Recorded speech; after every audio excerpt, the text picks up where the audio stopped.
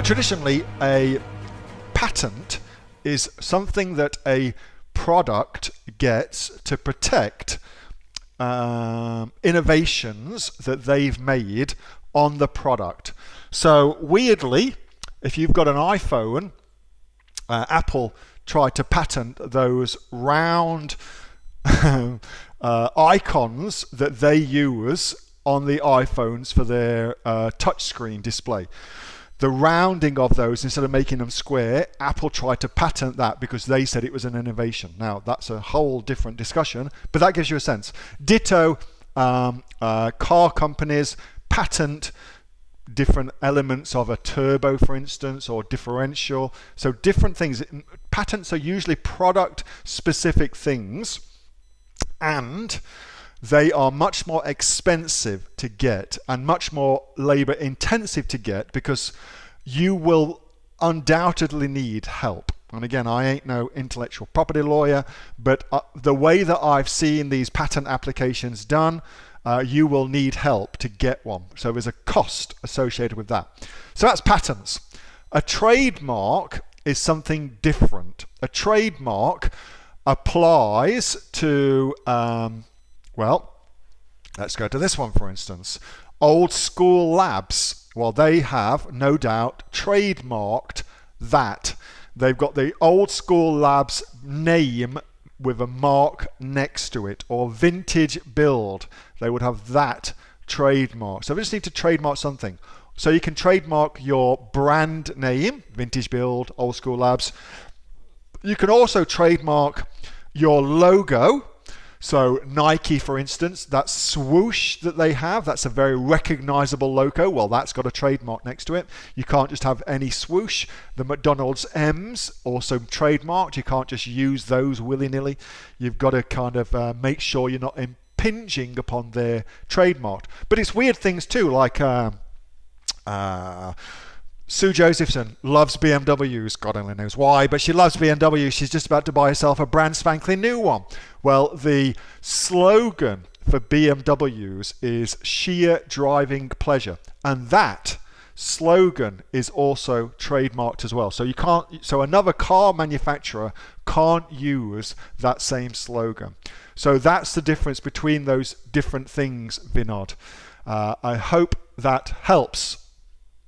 Now, I think whilst I'm going through that, I can also show you how to go check. So here we are on IP Australia, ipaustralia.gov.au, and I'm just doing a trademark search here. So you can just come here to do a trademark search. So if you've got Vintage Burn, for instance, which is what that other company was called, not Vintage, Neil. Vintage, damn your Vintage Burn. Then you can do that. Notice you can also upload an image as well. So nothing there. So there's no trademarks on Vintage Burn in Australia. So you could theoretically register that as a mark in Australia and then start selling your own Vintage Burn products. All right. Here is USPTO, Patents and Trademarks Office in the States, and this is the other place you want to come check, USPTO, and you're going to do your search here. So select a search option. We're just going to do a basic word mark search. Oh, my session's expired, no worries. But that's where you would come and do that for that. So pretty simple, again, to go in there and do a search for your product. Hopefully I can let me do that. Search trademark database. Search trademark database. Basic word search. Here we go. So what was it again? Vintage Burn. Vintage Burn. Let's see if we've got that. So there they are. So they've registered some patents for that as well. There's patents registered for that, although it looks like they're dead patents. So some of them expired, which means you can now re-register them for your own thing. So that's how the trademarks work. A patent is something different. A trademark is what most of us use for our businesses. I hope that makes sense, Vinod, and gives you a more understanding of that.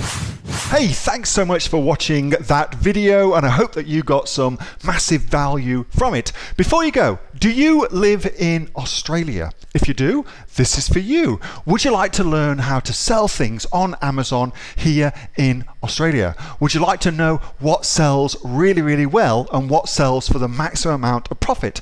Would you like to know where you can source those products from, whether that be in China or here in Australia, and how to source them so you pay bottom dollar and get maximum value for what you're doing? If you do, please subscribe to my channel and like this video, and you'll learn that and much more. It's the exact same information that people like Jeff from New South Wales have used to make $45,000 a month on Amazon, that Sue, who's from the sunny coast, has used to purchase herself a brand spankly BMW every single year as a result of her e-commerce business, and the lovely Kate from Bowral in New South Wales has used to make $32,000 a year on a month, not a year, a month on Amazon, and indeed Anthony, who makes $15,000 a month on Amazon, selling, as he puts it, odds and sods. If you'd like to learn the exact same information that they use to maximize their profits for their Amazon businesses,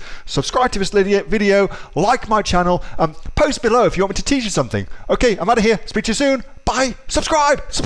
Do it now.